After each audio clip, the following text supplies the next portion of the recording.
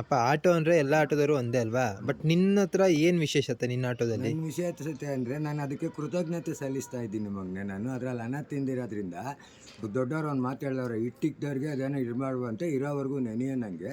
ಅದಕ್ಕೆ ಕೃತಜ್ಞತೆ ಸಲ್ಲಿಸ್ತೀನಿ. ಅಂದರೆ ಇಷ್ಟೇ ಮಗನೇ, ಯಾರು ಎಲ್ಲಿಗಾನ ಕೂಗಲಿ ಬರಲ್ಲ ಅಂತ ಹೇಳೋದಿಲ್ಲ. ಏರಿಯಾ ಗೊತ್ತಿಲ್ವಾ ಅವ್ರಿಗೆ ಹೇಳ್ತೀನಿ, ಮೇಡಮ್ ಸ್ವಲ್ಪ ರೂಟ್ ತೋರಿಸ್ಬಿಡಿ ನಾನು ನೋಡಿಲ್ಲ ಅಂತೀನಿ. ಯಾರ ಹತ್ರನೂ 50 ಕೊಡಿ 100 ಕೊಡಿ ಅಂತ ಅಂದ್ಬಿಟ್ಟು ಎಕ್ಸ್ಟ್ರಾ ಕೇಳಲ್ಲ. ಇವಾಗ ನೀನು ಯಾರನ್ನ ಬಂದು ಏನು ರೀ ಮೆಜೆಸ್ಟಿಕ್ ಹೋಗ್ಬೇಕು, ಮಾರ್ಕೆಟ್ಗೆ ಹೋಗ್ಬೇಕು, ಎಷ್ಟು ಕೊಡಬೇಕು ನೋಡಿ ಅಣ್ಣ, ಜಾಸ್ತಿ ಕೊಟ್ಟೆ ಅಂತ ನೀವು ಹೊಟ್ಟೆ ಹುರ್ಕೊಂಡು ಹೋಗಬೇಡಿ. ಕಮ್ಮಿ ತೊಗೊಂಡೆ ನನಗೂ ಅನ್ಸೋದು ಬೇಡ. ಮೀಟ್ರ್ ಹಾಕಿ ಆ ಜಾಗ ಬಿಡ್ತೀನಿ. ಮೀಟ್ರ್ ಕರೆಕ್ಟಾಗಿ ಹೊಡೈತೆ ನಿಮಗೆ ಖುಷಿ ಇತ್ತಾ, ಒಂದು 2 ರೂಪಾಯಿನೋ 5 ರೂಪಾಯಿನೋ ಸೇರಿಸ್ಕೊಡಿ. ಇಲ್ಲಪ್ಪ ಯಾಕೋ ಜಾಸ್ತಿ ಆಗೈತೆ ಅಂತ, ಇಲ್ಲ 5 10 ಅಲ್ಲ 20 ರೂಪಾಯಿ ಕಮ್ಮಿ ಕೊಡಿ ತೊಗೊಳ್ತೀನಿ. ಮತ್ತು ಇವಾಗ ನಿನ್ನನ್ನು ಪ್ಯಾಸೆಂಜರ್ನ ಕರ್ಕೊಂಡು ಹೋಗ್ತಾ ಇರ್ತೀನಿ ಆಟೋದಲ್ಲಿ. ಮಗನೇ ಇಲ್ಲಿ ಯಾರಿಗಾನ ಆಕ್ಸಿಡೆಂಟ್ ಆಗಿರ್ತೈತೆ, ನಾನು ಬಿಟ್ಬಿಟ್ಟು ಹೋಗಲ್ಲ. ಪ್ಯಾಸೆಂಜರ್ಗೆ ರಿಕ್ವೆಸ್ಟ್ ಮಾಡ್ತೀನಿ, ಸರ್ ದಯವಿಟ್ಟು ಹೇಳ್ತೀನಿ ಬೇರೆ ಗಾಡೀಲಿ ಹೋಗ್ಬಿಡಿ. ಯಾಕೆಂದರೆ ಅವ್ರು ಆಂಬುಲೆನ್ಸಿಗೆ ಫೋನ್ ಮಾಡವ್ರೆ, ಬರೋದೇ ಅರ್ಧ ಗಂಟೆ ಆಯ್ತದೆ, ಅಷ್ಟಲ್ಲಿ ಮನುಷ್ಯ ಹೋಗೇ ಬಿಡ್ತಾನೆ ಅಂದ್ಬಿಟ್ಟು ನಮ್ಮವ್ರು ಭಯ ಬೀಳ್ತಾರೆ. ಸ್ಟೇಷನ್ಗೆ ಹೋಗ್ಬೇಕು, ಕೋರ್ಟ್ಗೆ ಹೋಗ್ಬೇಕು, ಇದಕ್ಕೆ ಹೋಗ್ಬೇಕು. ರೀ ಯಾರಿಗೋ 2 ಡೇಟ್ ಹೊಡೆದ್ಬಿಟ್ಟು ಎಲ್ಲ ಜಗಳ ಮಾಡಿಬಿಟ್ಟು ಸ್ಟೇಷನ್ಗೆ ಕೈ ಕಟ್ಕೊಂಡು ನಿಂತ್ಕೊಳ್ಳೋದಕ್ಕಿಂತ ಒಂದು ಜೀವ ಉಳಿಸ್ಬಿಟ್ಟು ಸ್ಟೇಷನ್ಗೆ ಹೋದರೆ ತಪ್ಪೇನು? ಅವ್ರು ಬದುಕಿದ್ರೆ ಕೂಗ್ತಾರೆ, ಅಣ್ಣ ಅವತ್ತು ಅಡ್ಮೆಂಟ್ ಮಾಡ್ದಂತೆ ಬಾ, ಒಂದು ಊಟ ಮಾಡು, ಒಂದು ಗ್ಲಾಸ್ ಕಾಫಿ ಕೊಡು ಅಂತ ಅಂದ್ಬಿಟ್ಟು ಕರ್ಕೊಂಡು ಹೋಗ್ತೀನಿ. ಅಷ್ಟೇ ಅಲ್ಲ, ನಾನು ನೋಡಿ ಮನೆಯಿಂದ ಹೋಗ್ಬೇಕಾದ್ರೆ ಇದಿಲ್ಲ, ಕಾಲದಿಂದನೂ ಜನ ನೋಡ್ತಾನೆ ನನ್ನ ಹತ್ರ 5,000 ರೂಪಾಯಿ ಹಂಗೆ ಇಕ್ಕಿರ್ತೀನಿ.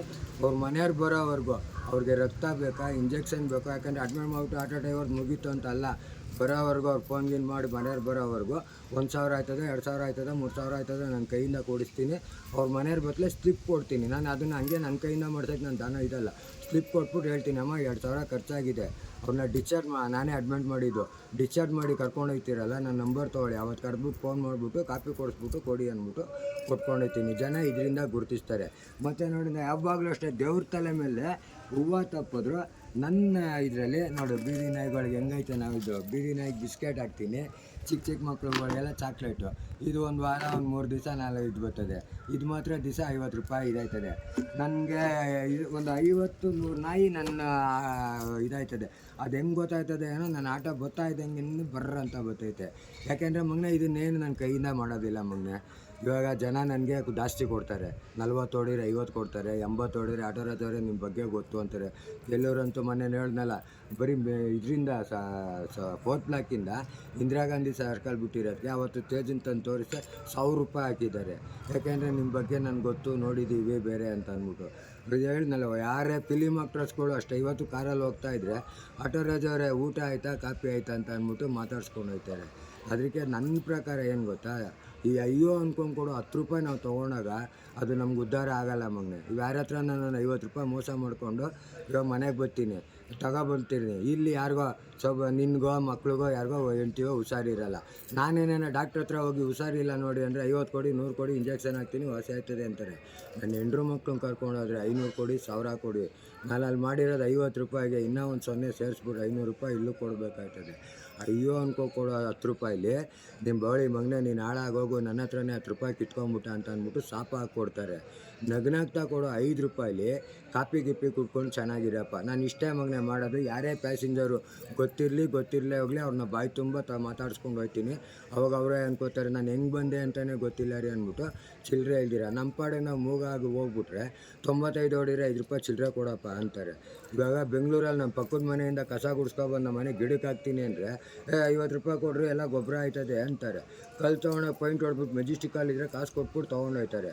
ಮಾತೊಂದೇ ಉಚಿತವಾಗಿ ಬರ್ತಾ ಇರೋದು, ಮಾತಾಡ್ಕೊಂಡು ಹೋಗೋಣ ಅದರಲ್ಲೇನಂತೆ. ಅದರಿಂದ ಜನ ನನಗೆ ಜಾಸ್ತಿ ಕೊಡ್ತಾರೆ ಅದರಲ್ಲಿ. ಮತ್ತು ನನ್ನ ಮಗನೇ ನಾನು ಎಣ್ಣೆ ಹೊಡಿಯಲ್ಲ, ಇಸ್ಪೀಟ್ ಆಡೋಲ್ಲ.